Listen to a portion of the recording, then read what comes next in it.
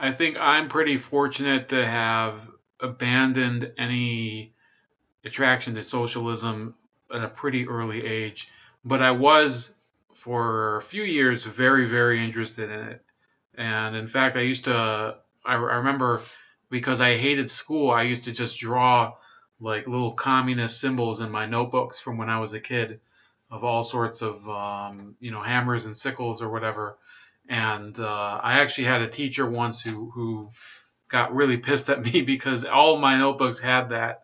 But I think it's pretty common. And one of the reasons that I pretty much abandoned it at a certain point is because people who are socialist, communist, on the far left, it doesn't matter what part of the spectrum of the left that they are, they're very typically so bitter and so dissatisfied with the world that they seem to not recognize when the truth finally hits somebody else, and they have to basically go all out and try to corral them back.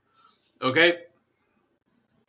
And I think some of that same behavior you can see on the right sometimes, especially when you talk about evangelicals, when you talk about some libertarians or whatever. So my recommendation is really just to judge every policy and case on its own merits. And then if you fit in on one end of the spectrum, so be it. So what's happening right now with regards to the Venezuela situation, which again, just like in the last video, not supporting intervention. I'm not supporting intervention. I'm not supporting intervention. Okay, so people can stop hypothesizing that I have some sort of hidden message there. But Ocasio-Cortez has been getting pilloried on the left lately because of this statement, which she phrases pretty funnily. And we'll explain what she says and why the left is mad at her and why she's also wrong, regardless of whether you're on the left or the right. The way I feel about it is, first and foremost, we have to empower and center the people of Venezuela and the will of the public. That is the number one issue that we have to center here, because really the issues of our time, people want to make this about like an ideology, like, oh, this is about socialism, this is about capitalism, this is about this, that, and the other. And it doesn't, what people don't understand is that this is really kind of an issue of authoritarianism versus democracy in many different ways. And just like we don't point to countries like Zimbabwe or other nations, other failed states that use capitalist frameworks and say, oh, look, because this nation has hyperinflation and is a failed state, this tells you the failures of capitalism. First of all, this is really an issue of a failure of democracy.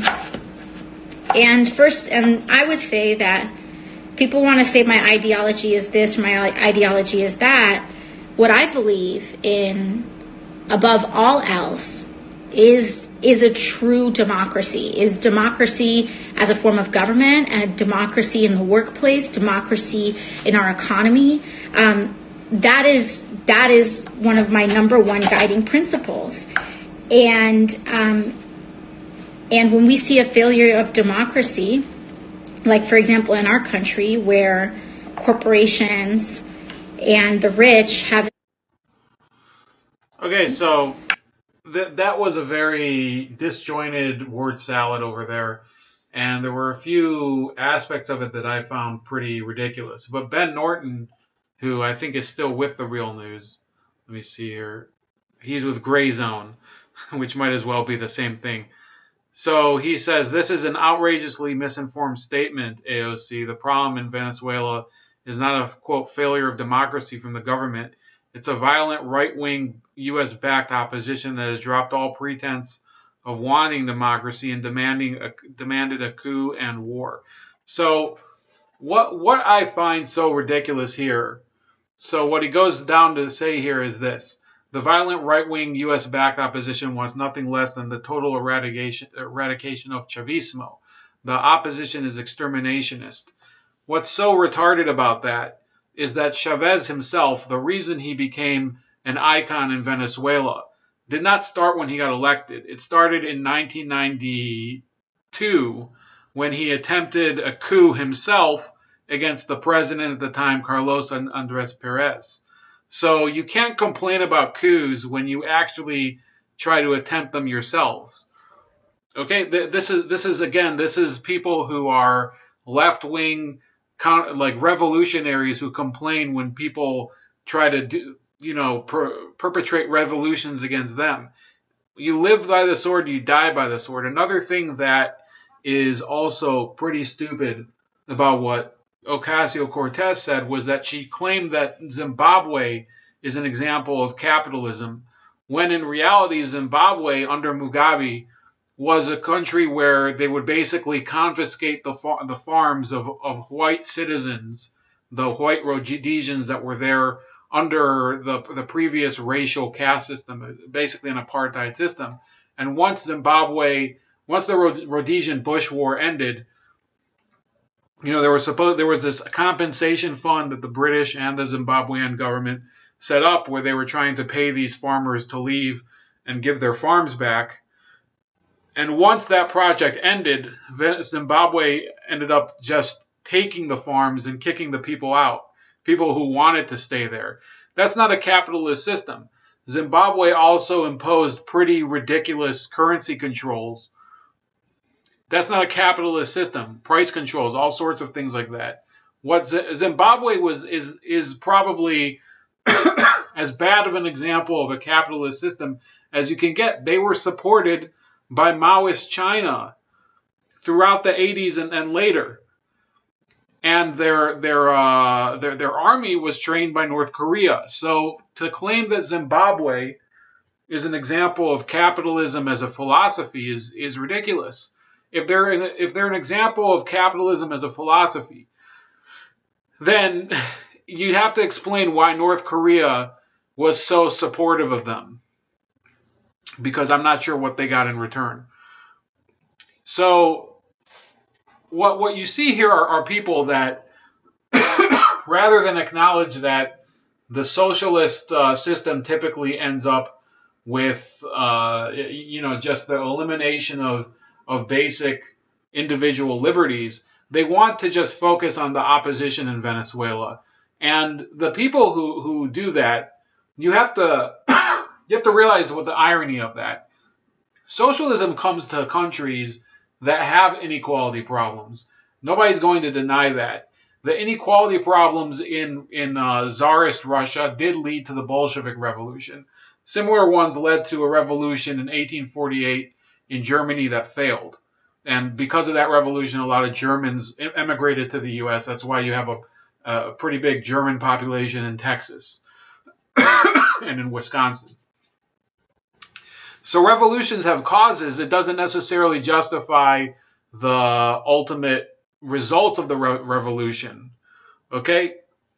So the cause of what's going on with this opposition is not U.S. opposition to democratic socialism in Latin America, because if that were the case, then why is it that some of these countries like Argentina, we never had something like what's going on right now. Argentina had, in a technical sense, they had a democratic socialist president, Cristina Fernandez Kirchner, and I think she just was term limited out of office. They never do anything with Uruguay. Now, what the left wing will say, well, it's because of the oil reserves. It's because the U.S. is greedy for Venezuelan oil. Okay, but in Ecuador also has massive oil reserves. The U.S. never attempted something like this, and to be fair, Ecuador almost became the same thing as Venezuela. And you see people are citing Brazil now as an example of the fascist takeover, as they call it. Okay, and they're saying Brazil's unions push back on an assault on labor. Let's watch some of this. Unions in Brazil are organizing. On Wednesday, they protested in downtown Sao Paulo and 11 other cities against a Social Security reform, which would slash benefits and drastically increase the number of years workers have to pay into the system before retiring. President Jair Bolsonaro delivered the proposed reform to Congress the same day. Finance Minister Paulo Guedes insists that it is imperative in order to stave off financial disaster. Lower House President Rodrigo Maia says he'd like to pass it in 3 months. It's only the latest in an assault on workers' rights in the country's unions that has been unleashed by President Bolsonaro since his inauguration on January 1st. In his first days on the job, he lowered the minimum wage and closed the country's 88-year-old Ministry of Labor. There is an excess of rights in Brazil, and we lack employment. Look at the United States. There are almost no labor rights there. He also announced a round of privatizations and said he's considering closing Labor Court, the judicial branch consolidated in the 1940s to attend to labor disputes and work-related issues. The head of the country's largest labor federation shot back at Bolsonaro's plans to eliminate the Ministry of Labor. He's a president that has no respect for labor, nor the work that you do. And he made this clear when he closed the Ministry of Labor. Bolsonaro's plan so far appears to be this: take any issues that might be areas of leftist resistance or social organizing and bring them clearly under his control. Here's one example.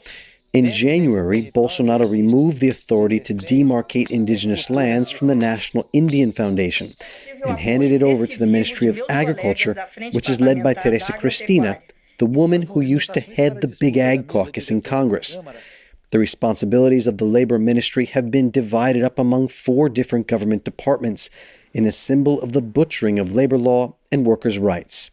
The registration of unions falls under the jurisdiction of the Ministry of Justice, led by Minister Sergio Moro. This is a concern for labor leaders, as Moro is the former judge who jailed ex-President Luiz Inácio Lula da Silva on controversial evidence. In January, Moro announced that he would choose a federal police officer to oversee union registration. Over Twitter, Workers' Party President Gleisi Hoffmann announced that the criminalization of the union movement had begun. Hoffman and others fear Moro and his people may move to strip the legal registration of unions as a way to weaken labor organizing in the country. Already, workers are facing an uphill battle following the passage of the 2017 labor reform, which gutted workers' rights, opened the door to outsourcing, and allowed bosses to negotiate directly with employees, sidestepping unions and collective bargaining. We have lost several rights in just 1 month under the Bolsonaro government. We need to stop and get people into the streets. The big issue on the agenda is Social Security reform. Unions across the country have promised to do everything to stop it, including a general strike if necessary. It wouldn't be the first time. The reform has been on the table for the last 2 years. Brazil's unions carried out 2 general strikes in 2017 against the Social Security and labor reforms. The first was the largest in decades. For weeks now, they've been holding meetings like this one in Florianópolis. 60 representatives from roughly 36 unions met to discuss how to fight the reform. Materials are being printed, days are being scheduled to flyer, national protests are being scheduled for the coming months. We need to mobilize more and more Brazilians who are hurt by these policies which are not in the public's interest, so we can guarantee our lives, which is what is at stake today. Okay, so if you notice in this video, these are people who don't accept democracy. Now, there are some policies that Bolsonaro is proposing that I think are pretty bad. The rainforest policy, he wants to enable loggers to basically take the rainforest and shit on it essentially and deplete it. That's absolutely wrong. Then there's the issue with the indigenous tribes that was actually raised in this. So, I by no means think that what he is doing is good in those respects. But if you're talking about these unions that are going and protesting against Bolsonaro at the moment, he just won an election in October. I think it was October or no, yeah, it was October, and we actually had a stream on it with Raven Starkiller, and he destroyed them. He basically won. I think he won almost 60% of the vote. So this was a person, he won the popular vote in the first round of the election, almost eliminating the need for a second round. And then in the second round, he also destroyed them. And now they're doing these strikes and they're doing all these actions or whatever, which if this was really a fascist country, Brazil, they wouldn't be able to do. You can't claim that you're living under fascism when people are seemingly able to strike at will. They have all these organizations that still go out into the streets and pour these demonstrations out and into the open. If this was really a fascist country, all of these people would be underground, gathering weapons and fighting back with armed resistance, which they're not yet. Could happen down the road, but it's not happening now. And another issue I want to bring up is that they were campaigning for the government party during the election, and they still have a lot of footage from that video. Let me see if I can pinpoint the moment. But you can see here, this is a demonstration. This is a demonstration where they're the union is also holding flags of the ruling Workers' Party of the time. Okay, then you have, here's the Free Lula rally, Lula leave, as they were saying. Lula had been president for over 8 years. So these are people that they don't want change. They want things to stay the same. You see Bolsonaro is trying to eliminate this labor court or something. So when you have unions and when you have parties that are completely in bed with the state, they no longer represent the interests of the grassroots people. You might as well eliminate the unions as a middleman or break up the unions into smaller units. You can't have a general union that essentially acts as another appendage of the government. That's what actual communism is. That's what fascism is. When you centralize power into the hands of the few, that is what fascism is. It doesn't matter if it's technically in the name of the workers or the peasants or whoever it is. If you don't add all the power to the lowest level, it is totalitarianism. It is authoritarianism. Okay? In a sense, Ocasio-Cortez is more correct than Ben Norton is. Okay? Now, the reality is that even though Ocasio-Cortez says in the video that she's talking about a crisis in democracy, she cites cases that have nothing to do with capitalism, like with Zimbabwe.